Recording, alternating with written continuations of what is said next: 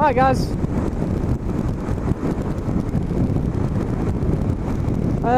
Here's a good question. What is the second biggest cause of engine damage? Because we've now discovered that the first one's when you don't properly running the bike on a hard running session, which is number one damage. The second amount of damage is revving the bike hard when cold. That's the second biggest cause of engine damage. The third is not changing the oil filters regularly, or even at all for that matter. And the fourth is hitting the rev limiter. I mean properly hitting over the rev limit. So where you hit 9,500 going yank yank yank yank yank yank. That's also damaging your engine.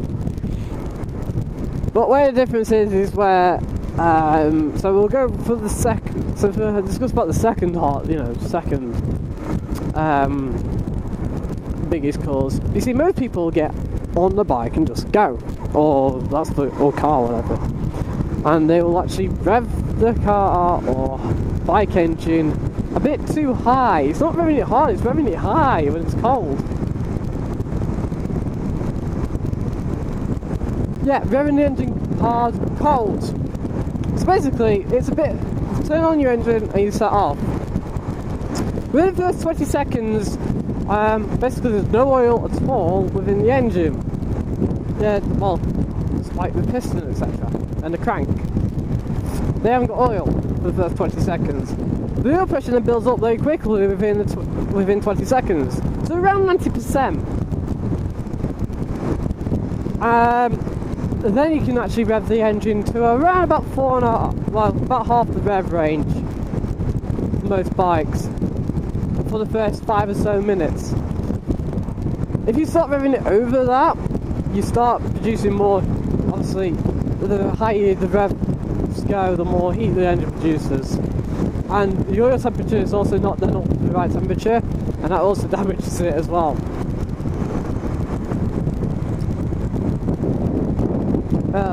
Well, let's put it this way. Engine damage will happen throughout the lifetime of the car, no matter how it's driven. If it's always when it starts from cold. The only way to get away from not having as much engine damage over the lifetime of the car or bike engine is by doing long trips without stopping, without turning off the engine. Because when you start it from cold, that's the most damage you will do. Even if you just took my advice and said don't rev it past a certain amount of revs, etc. What you're best doing is, usually when it is cold as well, is that it's actually more okay to switch on the engine and rev the engine just a little bit. So say like, this normally takes over about 1,000 RPM when it first starts, and doesn't really keep actually ticking over. It has not enough fuel in going through, because it needs its choke on, and I don't put the choke on. There's no need to most days, so I just revs a little bit, it's about 1,500 or 2,000 RPM. I do that, and basically that means I can sort of then build up the overpressure a little bit better, more quicker, and then I'll just set off and actually still keep the revs low.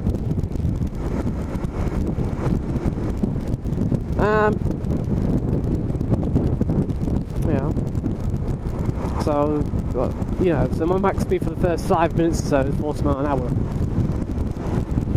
That is the thing when it comes to also running in the engine. It's not actually running the engine in hard straight away.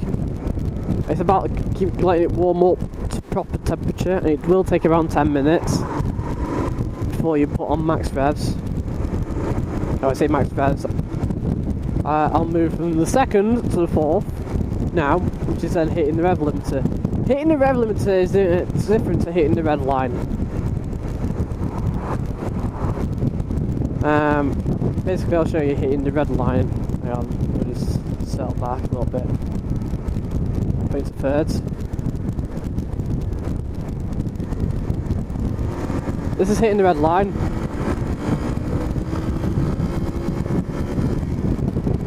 That's hitting the red line, but hitting the red limiter is bad for the engine. You know what it does, it goes yank, yank, yank, and then obviously you realise, oh yeah, you need to change gear. You shouldn't be over revving anyway, because what happens with the power is that it goes sort of, if I use the rev range a little bit, it sort of goes up, like, sort of minute matters about mid power, so I'm about 15 horsepower, and my max power output is actually at 8,500 RPM. But then what happens is, as soon as you start going 8,700, 8,800 RPM, the power automatically starts dipping like that. It sort of just goes steady up, hits peak, and then instantly starts dropping like that. So, and then you hit the rev limiter anyway. Really, for good fast acceleration, on some bikes you just need to over rev it a little bit, say 8 to 7 rather than 8.5 on this maybe. But the thing is, you need the right balance of power and torque as well for good acceleration, especially on normal terrain like this where you've got hills. On flatland you probably just need the power.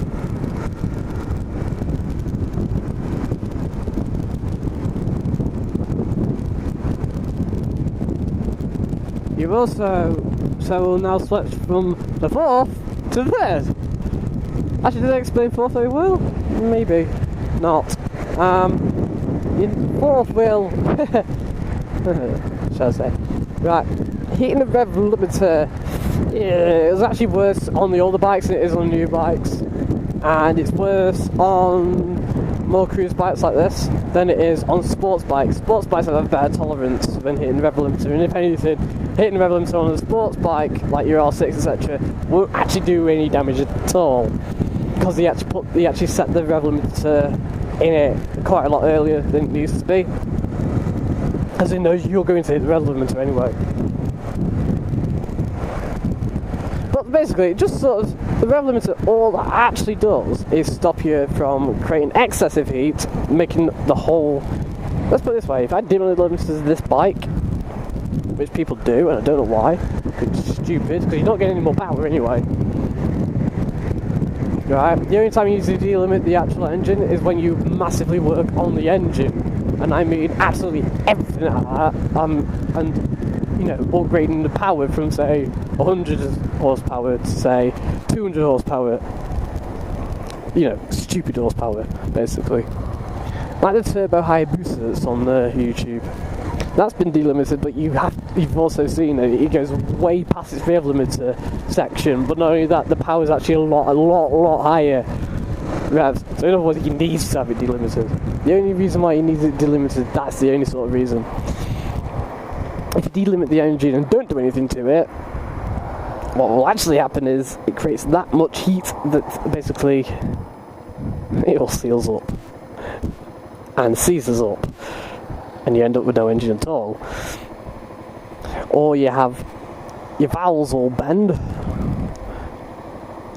or your big end will actually fly out.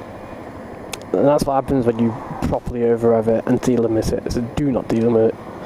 No need to anyway. You're riding normally, as long as you're not racing the engine on a track, and you don't need to delimit it. Alright, we'll go back to the third now. The third biggest cause is the oil and filter changes. I'm not doing them regularly enough. I mean, what the oil filter does is simple. I mean, basically, it takes out the muck from the engine, goes into the oil, gets absorbed into the oil, should I say.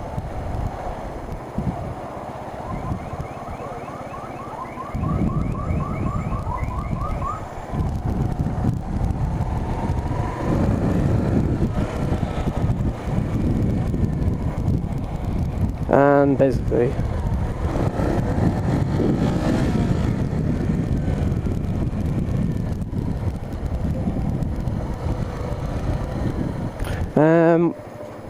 your oil cleans your engine. The filter filters all the muck out and fills up. So So once the filter's filled up, that's it then.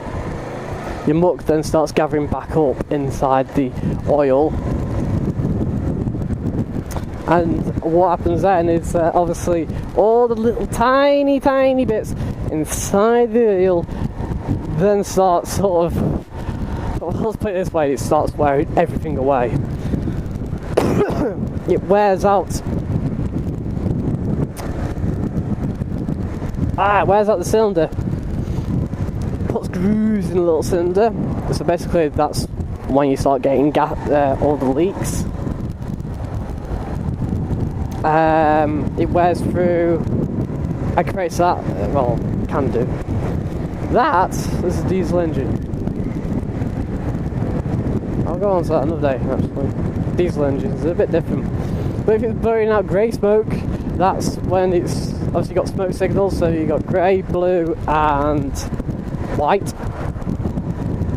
White's normal on a normal day, on a normal cold day, because there's bloody water in the exhaust.